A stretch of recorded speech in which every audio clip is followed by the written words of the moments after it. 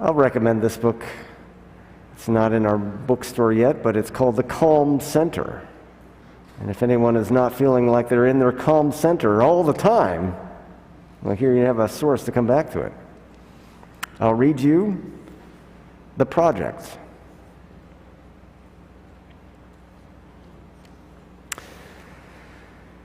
There's more to this than you realize. You're part of a project that's too vast for you to comprehend. The impulses that guide your life don't come from you, but through you. You're a channel, not the source. But the impulses aren't flowing through you clearly. You've let the channel become obstructed by your self-doubt and fear. So the force has been diluted, the message has been distorted, and the river that should be rushing through you is a halting, stuttering stream. But this project is too important to interfere with. There's too much at stake to stand in its way, to be distracted by your own fears and desires, to be afraid of failure or wary of success, to worry about looking foolish or losing face, to wonder who's watching you and what they might be thinking, and be discouraged if no one seems to be watching at all, or frustrated if they don't seem to understand. It's enough to do what you're meant to do, to express what you're meant to express, without evaluating your effect, or considering results or reactions. There's too much at stake for you to become anything less than you were meant to be, to leave the smallest part of your potential unfulfilled, or the smallest piece of your message unsaid.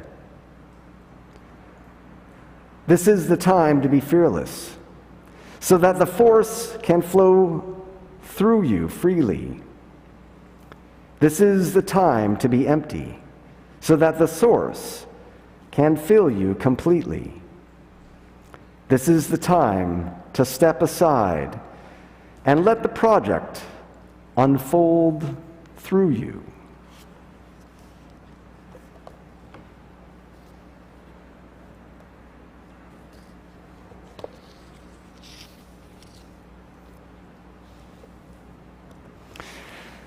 So we might consider the opening words from the scripture, from the Gospel of John, to be a little bit strange. And I'll quote, "Those who eat my flesh and drink my blood abide in me, and I in them, just as the living Father sent me. And I live because of the Father. So whoever eats me will live because of me." Now, this was said before the institution of the Holy Supper. In that moment, there is none of that recorded in the Gospel of John. So this is that moment where we have that connection. And for our modern ears, it might sound a little bit strange. But to those who originally heard these words, it would have made perfect sense, as it was already part of their understanding about how they understood God to operate.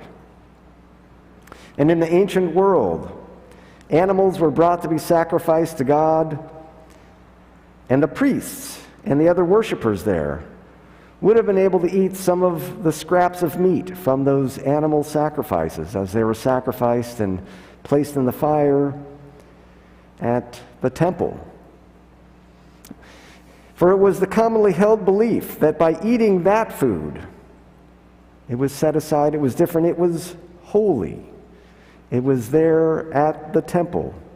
And if they had consumed that food that was holy, they were thereby consuming that into their body and becoming holy just by eating that food.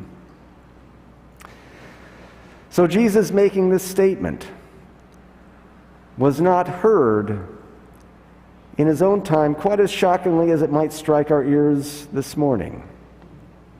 In other words, to eat that which is holy fills us and infuses us with the holy as we consume it.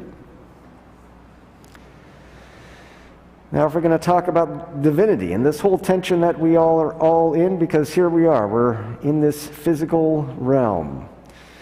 And we're probably here because we want to learn something about the sacred, the holy, and this mingling of spirit meeting flesh.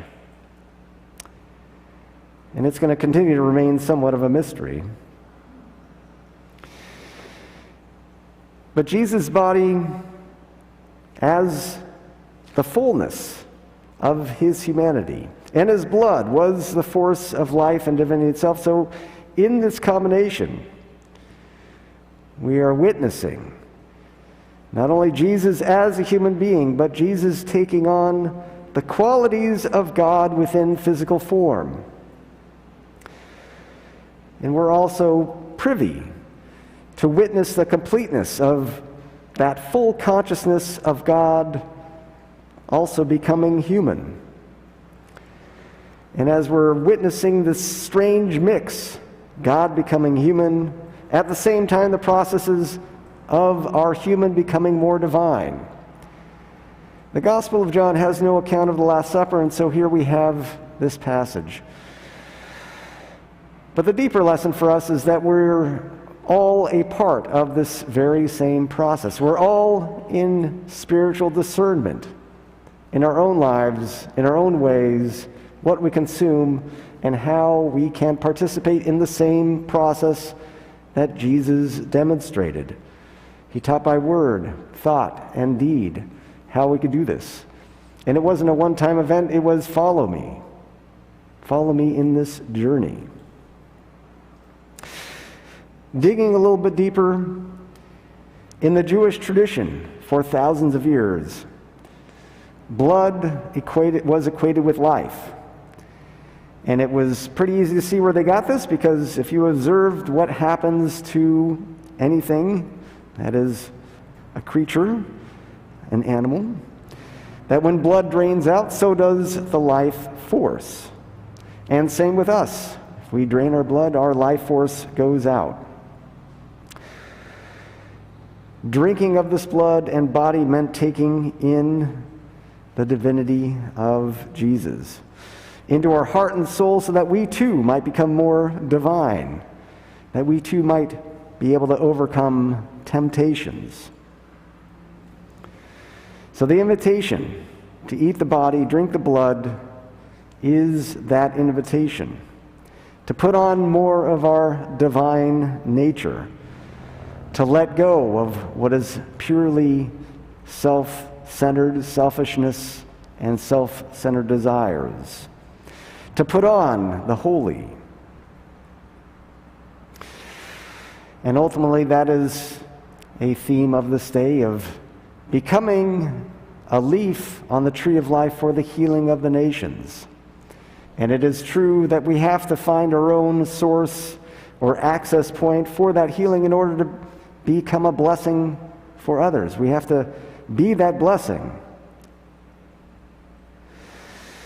Now, I want to address a little bit of what was part of last week's sermon and spilling over to this week about problems or situations that challenge us. Do we have a problem, or is it a situation that is a challenge in our life? Now, speaking a bit about our life situation, we all have them. We cannot exist without a life situation. The difference is if it's a problem and we remain in the space of problem, or is it a challenge? All forms of life in the physical world are challenged and have challenges.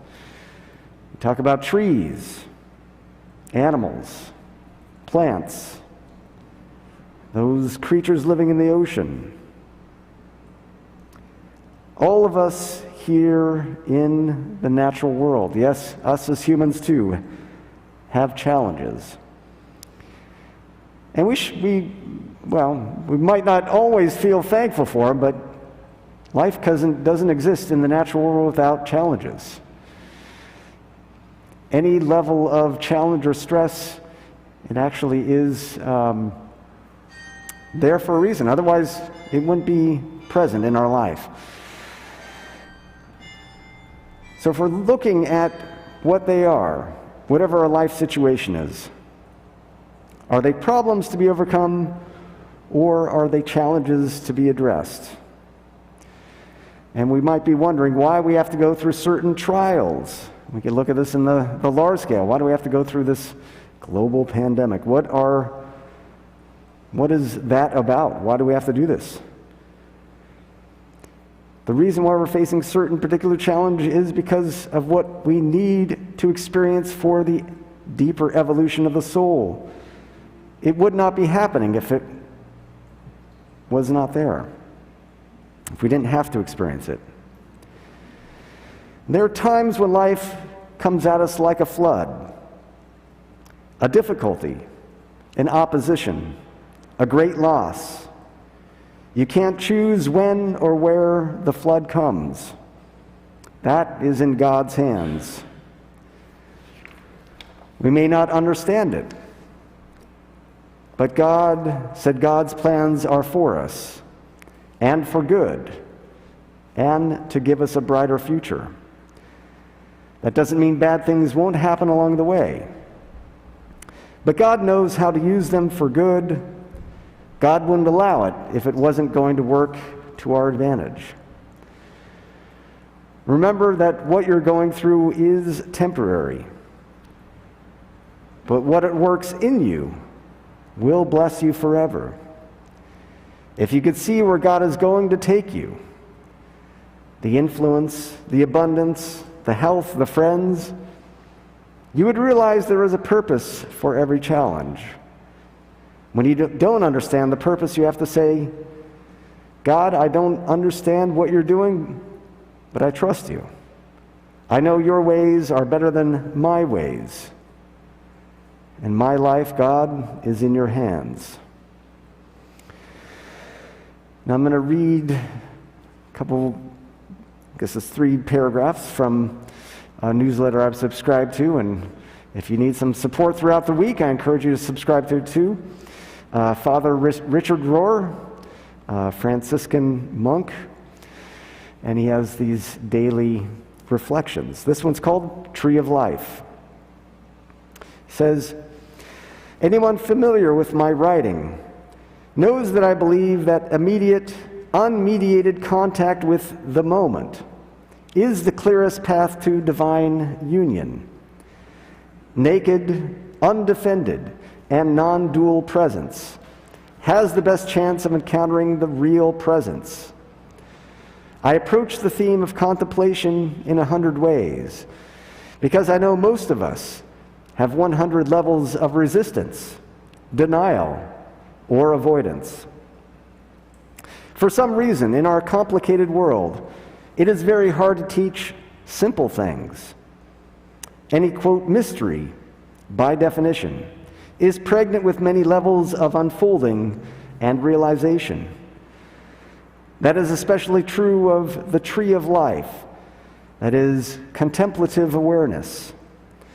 I call contemplation the tree of life that promises access to eternal things, grows crops 12 times a year and sprouts leaves that are for the healing of the nations. It accesses the deep ground of God and the true self. The contemplative, non-dual mind is a tree of continual and constant fruitfulness for the soul and for the world. We might also think of the diverse methods of contemplation as a tree of life as well.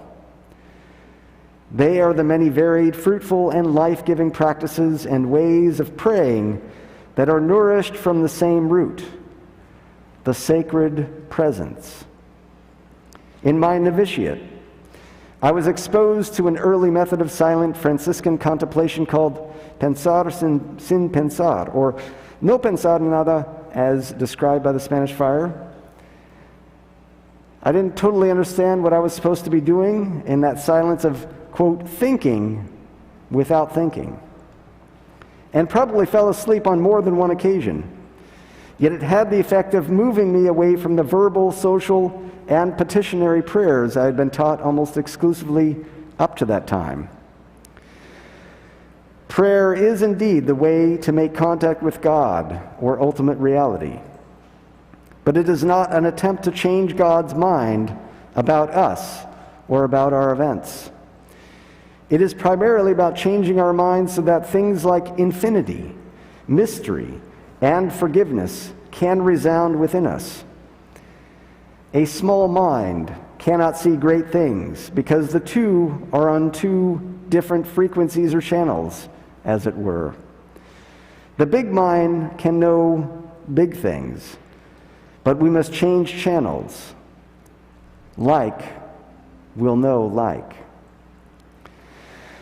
And I really love that ending there about not only like, knowing like, but about channels and frequencies, and I think getting back to that beginning reflection. We are not the source, but we can become channels for that source to flow through us more freely. And probably the deeper question, the bigger lesson, and the homework that I like to give as spiritual homework throughout the week: what can we discern in our own life that are those internal blockages that are getting in the way of that flowing more freely? How can we feel that current of life more fully? Rohr also hints at something about infinity, mystery, and forgiveness that are resounding within us.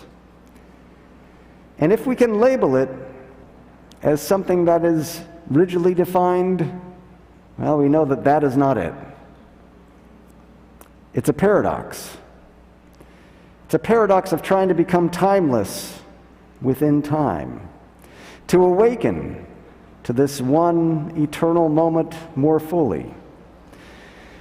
We start by catching a glimpse of life and not taking it as seriously as our mind likes to take it. We might catch ourselves feeling some joy or some intense aliveness, and there's no external cause for it. And we do not get attached to the absolute seriousness of whatever it is that's happening. We recognize that something else is happening on a deeper level. And on that deeper level, everything is perfect. Everything is as it should be, because it could not be any other way. It's resistance to what is. Now, this might appear as nothing too consequential, yet it might be the most important thing that can ever happen to you in your entire life. A deeper awakening to this one moment. That sense of joy as that deeper entry point. It means you've taken in some of the body, some of the blood of Christ in an alchemical transmutation of whatever suffering we may currently have, using that as fuel for enlightenment, putting on that light of Christ, letting go of that which is purely human. We become spiritually liberated and regenerated in those moments, sustaining some attention on the eternal. And when we do this consistently, it becomes more important to guard against that leaving our life. In those moments, we embody, we embrace, we become that leaf on the tree of life for the healing of the nations. May the Lord so help us all. Amen.